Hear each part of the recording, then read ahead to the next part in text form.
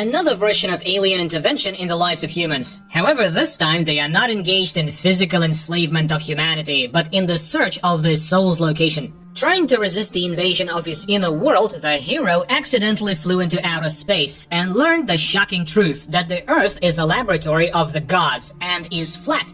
A night city. A man looks at his watch, both hands pointing to 12. At the same time, another man wakes up in the bathroom. He does not know who he is, where he is, or how he got there. However, he finds clothes and a suitcase full of belongings. After getting dressed, he walks out the door and knocks over an aquarium. Catching a goldfish, the man releases it into the bathtub. Opening the suitcase, he finds a postcard with the words Shell Beach in it, which awakens some memories. Suddenly the phone rings, and the man with the watch says that the hero's memory has been erased and that experiments have been conducted on him. He has to run urgently because they're already after him. At this moment, the man notices a dead woman's body covered in bloody drawings. He jumps out of his room and rushes to the stairs as a sinister-looking trio emerges from the elevator and heads for his room. The clock strikes 12 when the man descends into the hotel lobby and is surprised to see that all the people around him are asleep. But they soon wake up, and the porter calls the man by the name Murdoch and informs him that he left his wallet in the machine and claims that he has been staying at the hotel for 3 weeks.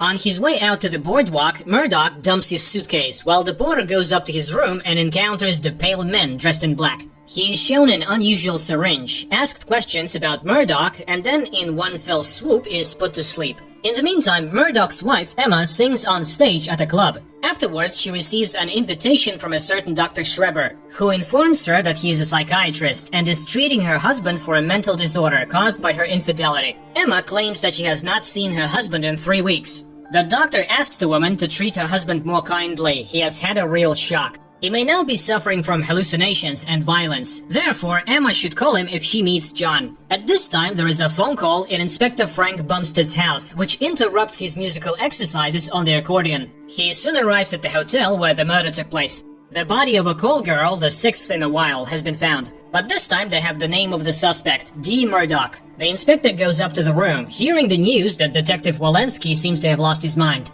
John, wandering around town, suddenly remembers a wallet to pick up from a vending machine and goes to a diner with a call girl smoking at the entrance. The wallet is behind a glass door, but the man can't remember how to open it. At that moment, a couple of policemen enter the diner, and John, straining to open the door with his mind, takes the wallet. One of the policemen stops him, but the call girl comes to the rescue. Taking the man under her arm, she advises the police to look for the killer and takes John with her. Bumstead continues to look around the room and is baffled by the rescue of the fish. Would a cold-blooded killer do that?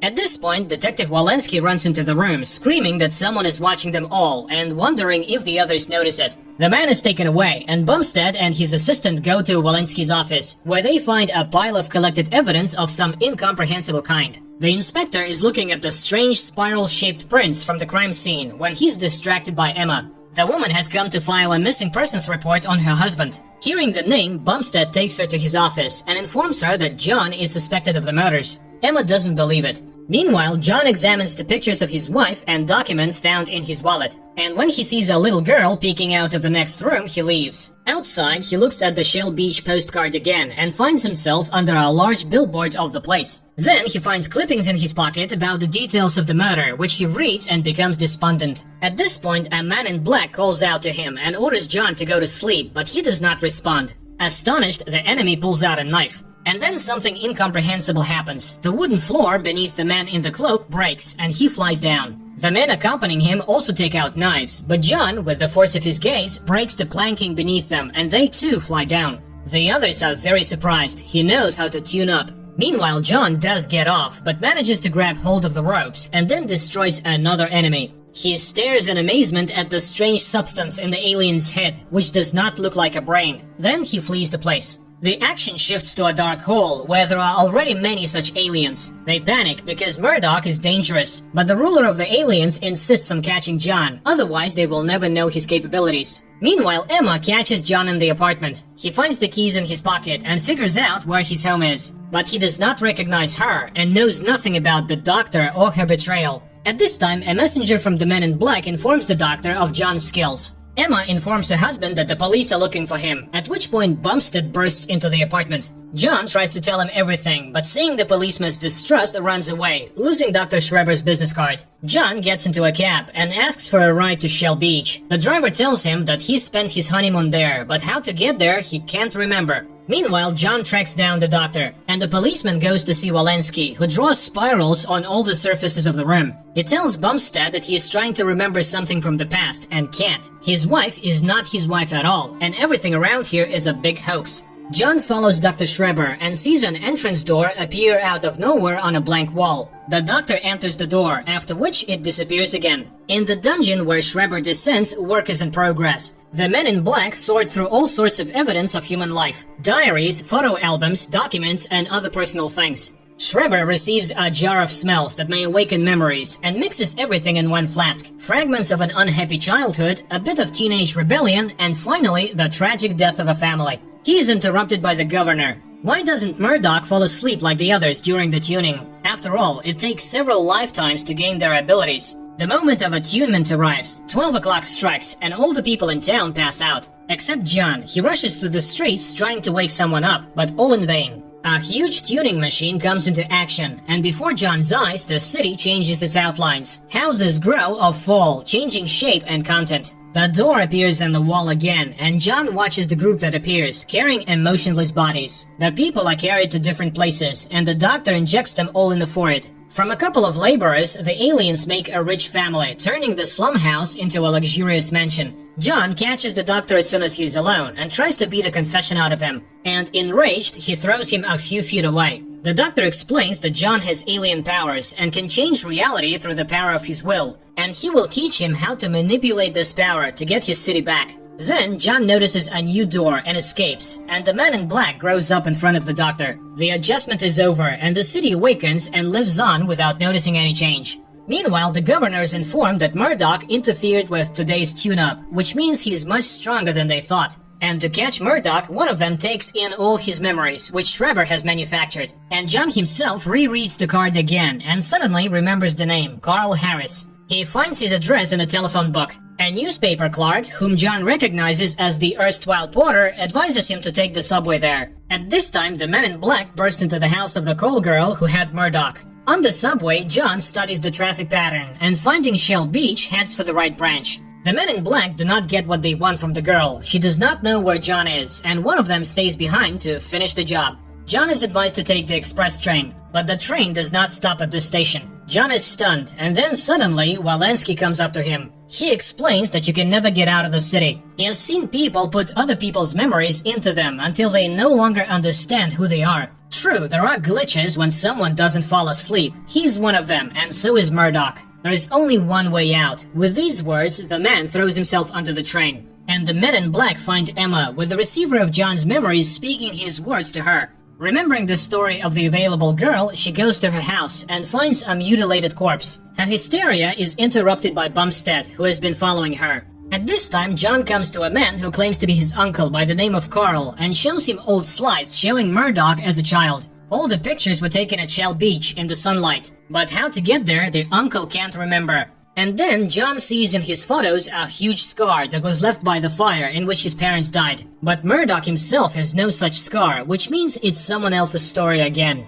Meanwhile, Bumstead calls in experts, and Emma finds the daughter of the deceased, who was hiding under a table and saw what really happened in the room. Later, Emma sees a beautiful accordion in the inspector's car. The man says it was a gift from his late mother, but how he got the gift he does not remember. John tries to understand what time of day it is. Why is it always dark? He finds his sketchbook, in which, according to his uncle, he always drew something, but it's blank, which again raises questions. It's the tune-up time, when Uncle Carl calls Emma, and she and Bumstead rush to his address, while John leaves. But then 12 strikes, and everyone but John passes out. Outside, Murdoch sees the aliens and tries to run away. The houses around him change, and John struggles to get to the roof, where he encounters one of them. John grabs the alien, and he confesses that they have created a city based on stolen memories because they want to become human, but don't yet understand how. They alter people's memories every night, trying to figure out what makes people human. Everything was going fine, but Murdoch suddenly started affecting the world, just like them.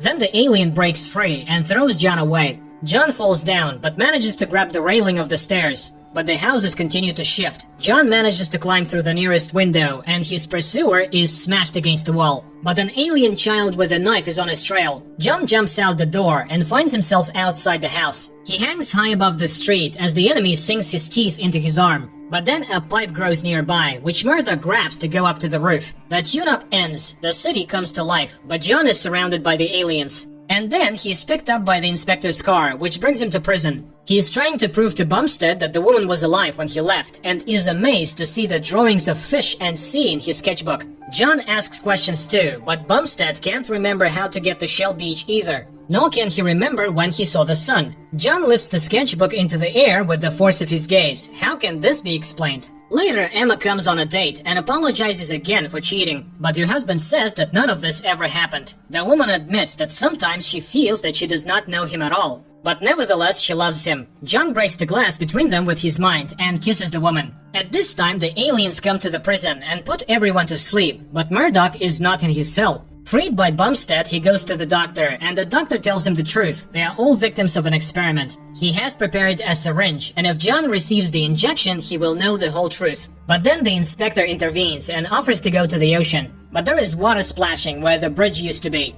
Meanwhile, the aliens change Emma's memories. The men get into a boat, and on the way, Schreiber tells the story. Fresh darkness descended, and then the strangers came. They kidnapped and brought people to this place. And then they began experiments, changing memories, family, friends, and personalities. All the while, they watched the results. Would a person become a murderer, for example? Or is a person more than just a memory? The aliens think that they will find the soul if they learn how memory works, because their memories and minds are collective. Their race is on the brink of extinction, and they hope to be saved. But John has begun to resist, which means he can cope with their machine that changes the world with the power of thought. Schreiber was allowed to keep his skills as a scientist because he was needed as a tool, but the rest of his personality traits are just as obliterated. Nor does he remember where the people were brought from. The trio finally makes it to Shell Beach, but it turns out it's just a wall surrounding the town. Murdoch and Bumstead break down the wall that reveals space? The stunned men are hailed by the aliens. Now they know the truth. The inspector starts a fight with one of them, and the pair fall through the opening. It becomes apparent that the town is located on a flat platform flying in outer space.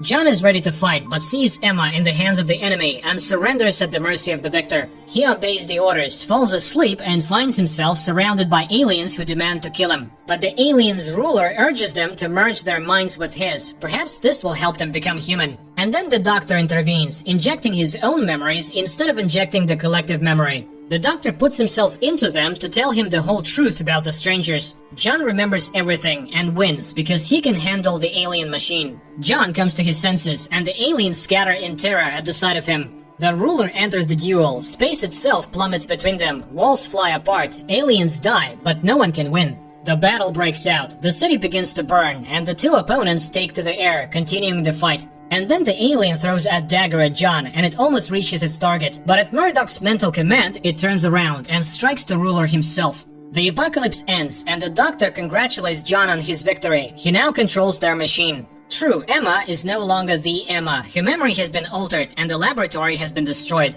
But now, John has the opportunity to create his own world, which is what he does. He adds water and turns the flying disc toward the sun. Anna wakes up in the checkout room, gets dressed, and takes the bus to Shell Beach. And John finds the alien who has taken his memory. He dies and wants to find out what it's like to feel after all. And John regrets it. They were looking in the wrong place. The sun rises over the city. Murdoch opens the door and sees the ocean and a girl on the pier. This time her name is Anna, and she has very different memories, but they go to Shell Beach together. Overall, the movie is pretty good, both in its basic idea and in its execution. It's twisted, mysterious, and dark. And despite the fact that it was made more than 20 years ago, it looks no worse than modern films.